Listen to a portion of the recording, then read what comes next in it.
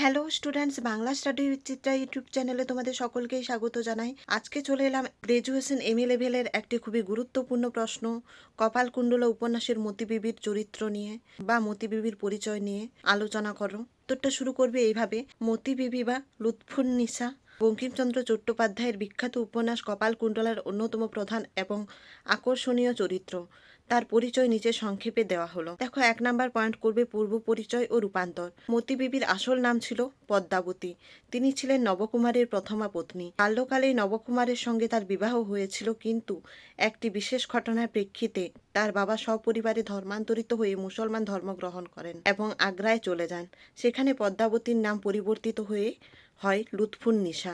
ইতিহাসে এবং উপন্যাসে তিনি মতিবিবি নামেই সমধিক পরিচিত। দেখো, 2 নাম্বার পয়েন্ট করবে ব্যক্তিত্ব ও অবস্থান। মতিবিবি ছিলেন অসামান্য রূপসী, বুদ্ধিমতী এবং উচ্চাভিলাষী। তিনি মোগল দরবারের অত্যন্ত প্রভাবশালী নারী হয়ে ওঠেন। শাহজাদা সেলিমের, পরবর্তীতে সম্রাট জাহাঙ্গীর এর অত্যন্ত প্রিয় পাত্রী ছিলেন তিনি। মোগল রাজনীতি ও ষড়যন্ত্রে তার সক্রিয় পদচারণা ছিল। দেখো, নেক্সট পয়েন্ট করবে চারিত্রিক বৈশিষ্ট্য।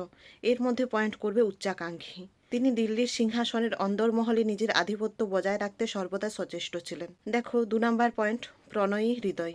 মোগল দরবারের ঐশ্বর্য ও ক্ষমতার মাঝে থাকলেও মেদিনীপুরের পথে নবকুমারের সঙ্গে পুনরায় সাক্ষাতের পর তার ভিতরের পুরনো পদ্মাবতী জেগে ওঠে। তিনি নবকুমারকে পুনরায় ফিরে পেতে বেকুল হয়ে পড়েন। দেখো, 3 নাম্বারে লিখবে জটিল মনস্তত্ত্ব।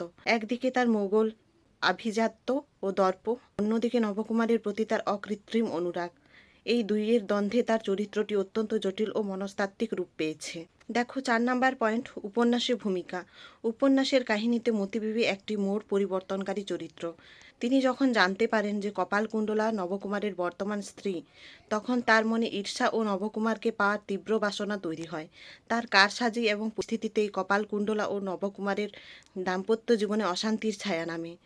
পরিশেষে বলা যায়, মতিবিবি চরিত্রটি বঙ্কিমচন্দ্রের সৃষ্টিতে প্রেম, ক্ষমতা এবং অনুশোচনার এক অনন্য সংমিশ্রণ। তোমাদের যদি নোটসটা ভালো লাগে তাহলে অবশ্যই লাইক, কমেন্ট, সাবস্ক্রাইব করে দিও আমাদের চ্যানেলটা, এবং এর পরবর্তীতে তোমাদের আর কি নোটস লাগবে সেটাও আমাকে কমেন্ট করে জানিয়ে দিও। তো এর পরবর্তীতে দেখা হচ্ছে নতুন আর একটা নোটসের ভিডিও নিয়ে। ততক্ষণের জন্য সঙ্গে থেকো, পাশে থেকো। ধন্যবাদ।